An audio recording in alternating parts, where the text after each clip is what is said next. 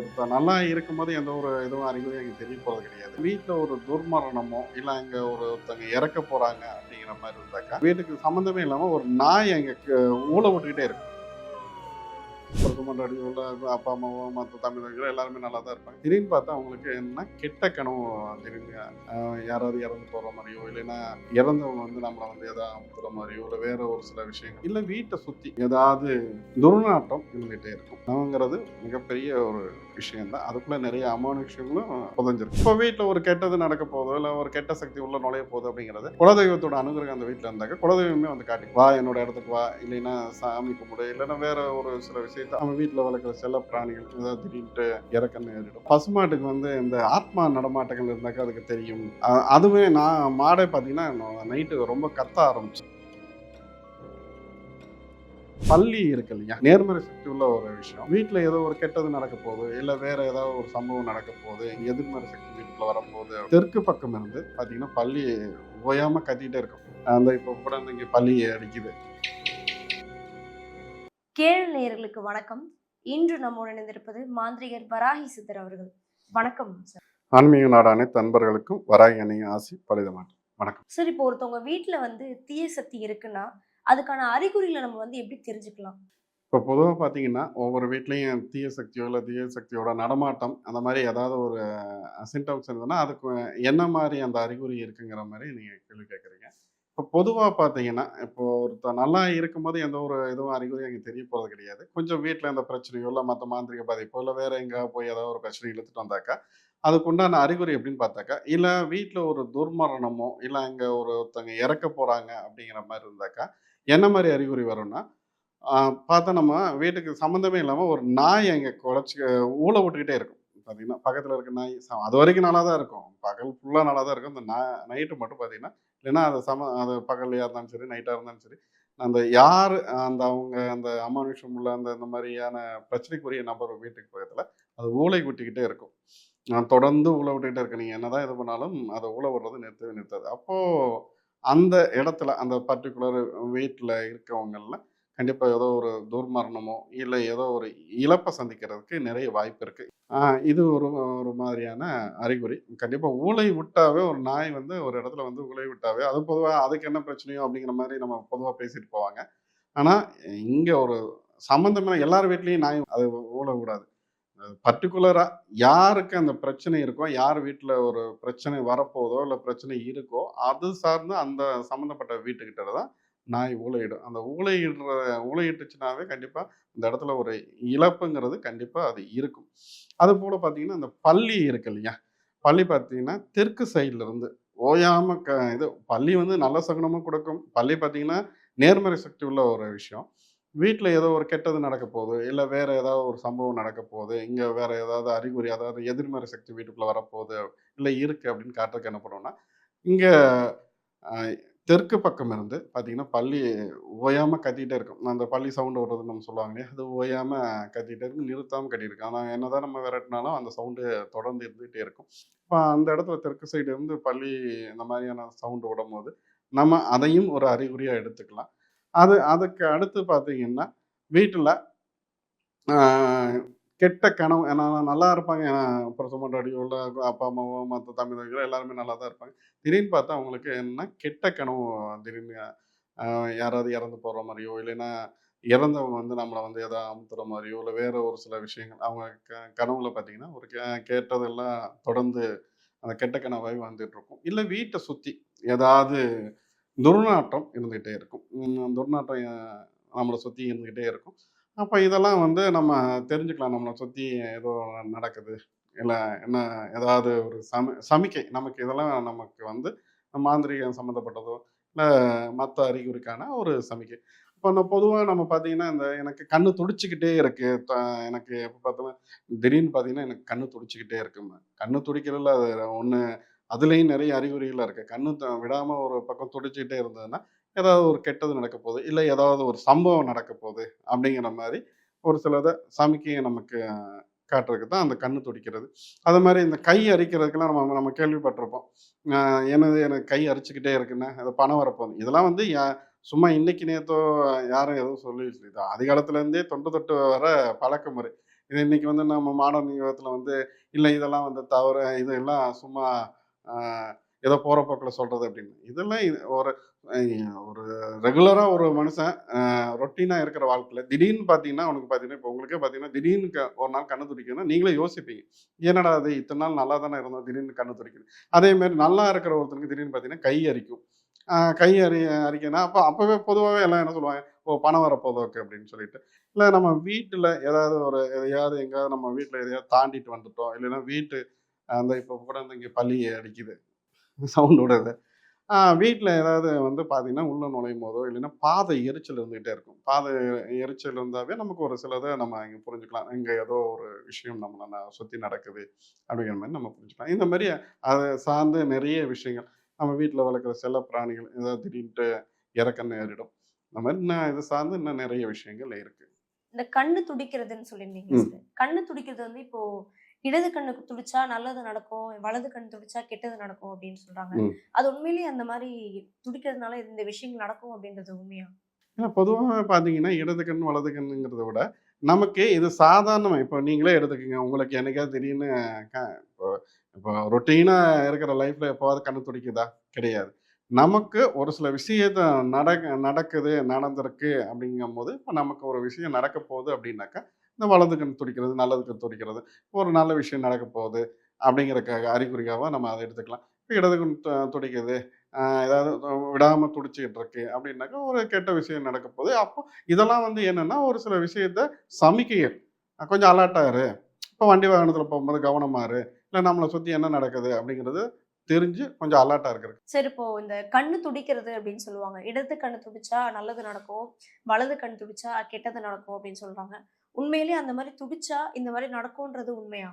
இல்ல கண்ணு துடிச்சா நடக்குமா, நடக்காதா அப்படிங்கிறத விட, நம்ம இது முன்னோர்கள்லாம் நம்ம ஏற்கனவே நமக்கு சொல்லியிருக்காங்க. ஒரு சில அறிகுறிகள் அதான் சொன்னேன். நான் வரிசையா ஒவ்வொரு விஷயமும் நான் சொல்லிட்டு வரேன்.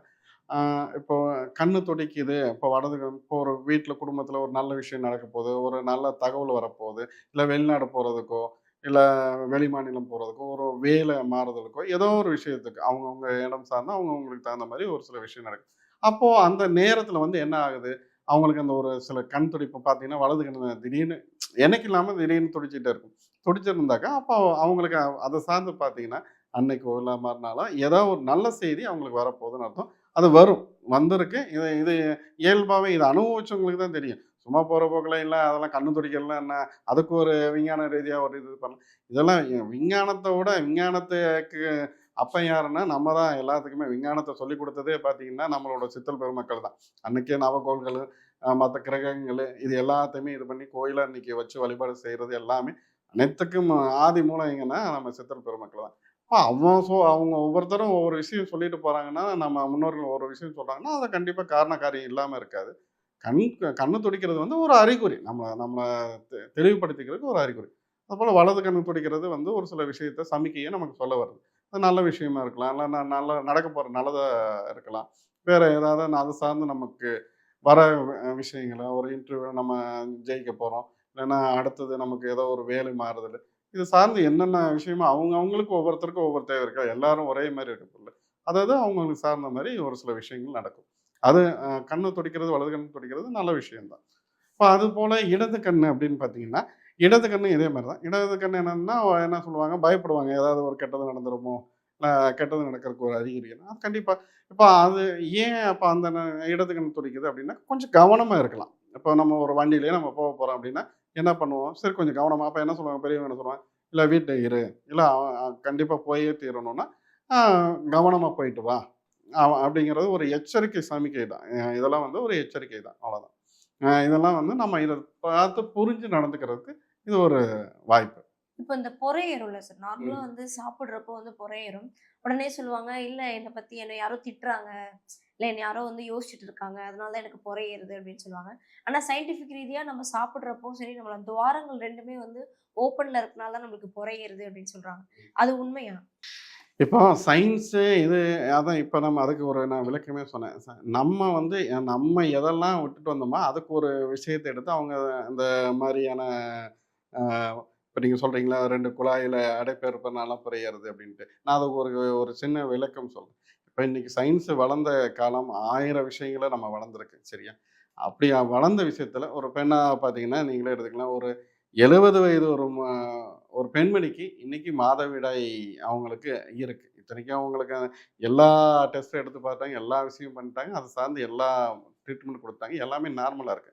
இருந்தும் அது சார்ந்து அந்த பிரச்சனை மாதவிடாய் 70 வயசுல அவங்களுக்கு இருக்குன்னா, அப்போ இங்க சயின்ஸ் சொன்ன ஒரு விஷயம் அங்க இப்போ நீங்க சயின்ஸ கொண்டு வந்து கனெக்ட் பண்ணுங்க. அவங்கனால ஒண்ணும் இது பண்ணவே முடியாது. அப்ப அந்த மாரி தான் நம்ம ஒரு சில விஷயத்த சொல்றோம். இப்ப நம்ம சொல்றோம்னா, அ அத புரிஞ்சுக்கணும். எல்லாத்துக்கும் வந்து நம்ம நீங்க இது காட்டுங்க, இது காட்டுங்க, எனக்கு நிரூபிங்க அப்டின்னாக்க, இப்ப கரண்ட் இருக்குன்னா, கரண்ட் இருக்கு நம்ம உண்மை. அது ஒரு நேர்மறை சக்தி, எதிர்மறை சக்திங்கிற மாரி அது ஒரு விஷயம். அத நம்ம இது பண்ணினோம்னா, நம்ம உடம்புல செலுத்தி இல்ல ஒருத்தன் இருக்கானா இல்லையா? அவன் செத்தானா தான் நம்ம புரிய வைக்க முடியும். அப்படியெல்லாம் ஒரு விஷயம் கிடையாது.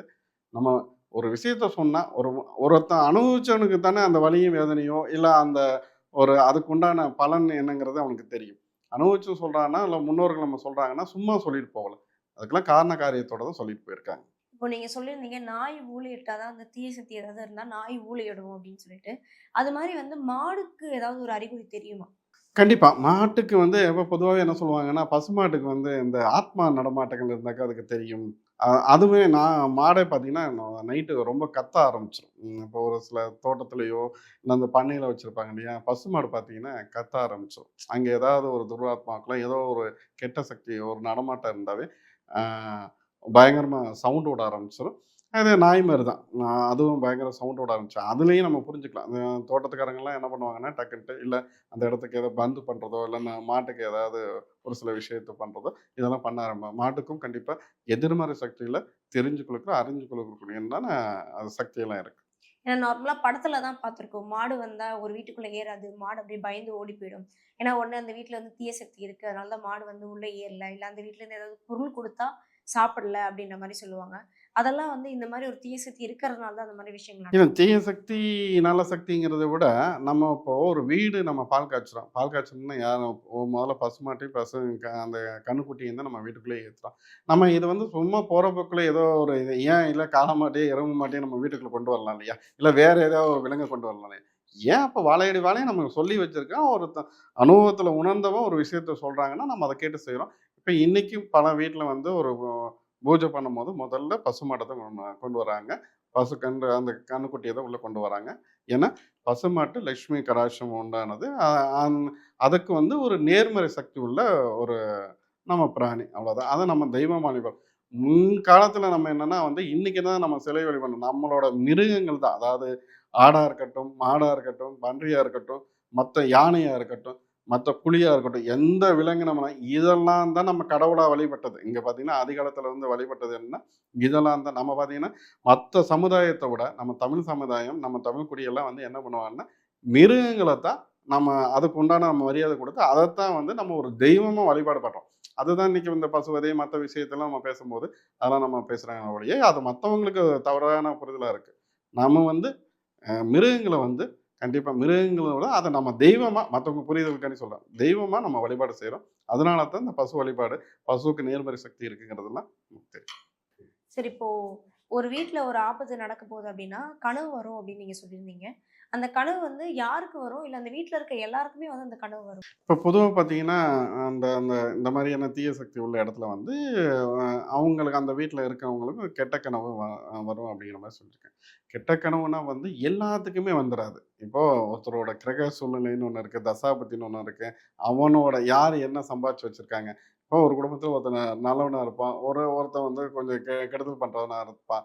ஒருத்தன் வந்து ஆன்மீகம் சார்ந்தவனா இருப்பான். அதுக்கு நேர் எதிரா ஒரு ஆள் இருப்பான். இப்ப இந்த மாரியான எல்லாருக்கும் ஒரே மாரியான கனவு வருமான்னா, கிடையவே கிடையாது. அவங்க அவங்களுக்கு யாரு அதுக்கு தகுந்த மாரி யார புடிக்குதோ, இல்ல யாருகிட்ட அந்த வீக்கா இருக்கோ, அத கிரக சூழ்நிலை வீக்கோ, இல்ல அந்த தசாபுத்திகள் இந்த மாரி நெறைய விஷயங்கள் இருக்கு. இதுல யாருக்கு அந்த இன்னைக்கு நம்மளோட வாழ்க்கையே பார்த்தீங்கன்னா, கர்ம வினை, அந்த ஊழ்வினை சார்ந்தது தானே. அதோட பயணத்த நம்ம அனுபவிக்கிறோம். அத சார்ந்து நம்ம இந்த விதி இதெல்லாம் எழுதப்பட்டது தானே. அத சார்ந்து இப்ப நடக்கும்போது, இப்ப இவனுங்களுக்கு ஒரு சில அறிகுறி தானே. கனவுங்கிறது வந்து என்ன?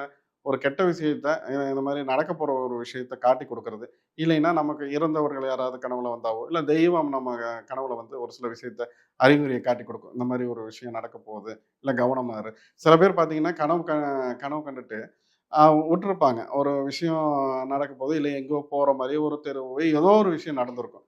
ஒரு குறிப்பிட்ட நாள் கழிச்சு, ஒரு மாதம் கழிச்சோ, இல்ல ஒரு வருஷம் கழிச்சோ, அதாவது அந்த குடும்பத்த சார்ந்தவங்க யாருக்காவது ஒருத்தருக்கு, பெண்மணியோ, ஆணுக்கோ யாருக்கோ ஒருத்தருக்கு அந்த குழந்தைங்களுக்கு யாருக்கோ ஒருத்தருக்கு பார்த்தீங்கன்னா, அந்த கனவு அதாவது கெட்டதா இருந்தாலும் சரி, நல்லதா இருந்தாலும் சரி, ஏதாவது ஒரு விதத்தில காட்டிக் குடுக்க ஆரம்பிக்கும். இப்ப நம்ம தூங்கும்போது பார்த்தீங்கன்னா, ஒரு விஷயம் நமக்கு பார்த்தீங்கன்னா, இது இப்படி நடக்க போகுது. இல்ல ஒரு வண்டி வாகனத்தில போய் ஆக்சிடென்ட்டோ, இல்லைன்னா நம்ம ஒரு வீடு கட்ட போறோமோ, இல்ல வேற ஏதாவது ஒரு நல்ல காரியம் செய்ய போறோமோ, இல்ல இந்த இடத்துக்கு நம்ம புதுசா வீடு மாறி போறோமா, இந்த மாரியான ஒரு சில விஷயம்லாம் திடீர்னு உங்களுக்கு கனவு காணும். நான் காலையில எந்திரிச்சு பார்த்தாக்க, என்னடா இது சம்மந்தமே இல்லாத ஒரு விஷயமா இருக்குன்னு சொல்லிட்டு அவங்க ரொட்டீன் வாழ்க்கையில இருப்பாங்க. நான் சம்மந்தமே இல்லாம ஒரு 2 மாசம் கழிச்சோ, இல்ல 1 வாரம் கழிச்சோ, ஒரு 10 நாள் கழிச்சோ, நம்மளோட வாழ்க்கையில திடீர்னு பார்த்தீங்கன்னா, அப்படி ஒரு சம்பவம் அப்படியே நம்ம இத அச்சடிச்சது மாரி அந்த ஒரு சம்பவம் நடந்துட்டு இருக்கும். நம்ம இந்த இந்த வீடு மாத்துறதா இருந்தாலும் சரி, இல்ல வேற ஒரு புது வீட்டுக்கு நம்ம வாங்குறதா இருந்தாலும் சரி, வண்டி வாங்குறதா இருந்தாலும், நம்மளோட எண்ணம் வந்து நம்ம ஏற்கனவே என்ன யோசிச்சோமோ, அந்த இது வந்து இப்போ நடந்துட்டு இருக்கும். இந்த மாரியான ஒரு விஷயம் நடக்க போதுங்கிறத கனவுல வந்து ஒரு சிலருக்கு வந்து காட்டிக் குடுக்கும். அதுதான் ஒரு விஷயம். இப்போ வீட்ல ஒரு கெட்டது நடக்க போதோ, இல்ல ஒரு கெட்ட சக்தி உள்ள நுழைய போகுது அப்படிங்கிறது, குலதெய்வத்தோட அனுகிரகம் அந்த வீட்ல இருந்தாக்க, குலதெய்வமே வந்து காட்டிக் குடுத்துரும். நீ வா என்னோட இடத்துக்கு வா, இல்லைன்னா சாமி கும்பிடு, இல்லன்னா வேற ஒரு சில விஷயத்த அவங்க அவங்களுக்கு தகுந்த மாரி அவங்களுக்கு ஒரு ஒரு சில விஷயத்த விடயத்த புரிய வைப்பாங்க. இதுதான் கனவுங்கிறது கனவு பலிதங்கிறது ஒரு நெறைய அதுக்குள்ள நெறைய சாப்டர் அதுக்குள்ள நெறைய பேசலாம். கனவுங்கிறது மிகப்பெரிய ஒரு விஷயம் தான். அதுக்குள்ள நெறைய அமானுஷ்யங்களும் புதைஞ்சிருக்கு. இவ்ளோ நேரம் வந்து ஒரு வீட்ல தீய சக்தி இருக்குன்னா, அத எப்படி நம்ம தெரிஞ்சுக்கலாம் அப்படின்ற பத்தி பல விவரங்கள வந்து எங்களிடம் பகிர்ந்து கொண்டதுக்கு ரொம்ப நன்றி. நன்றி.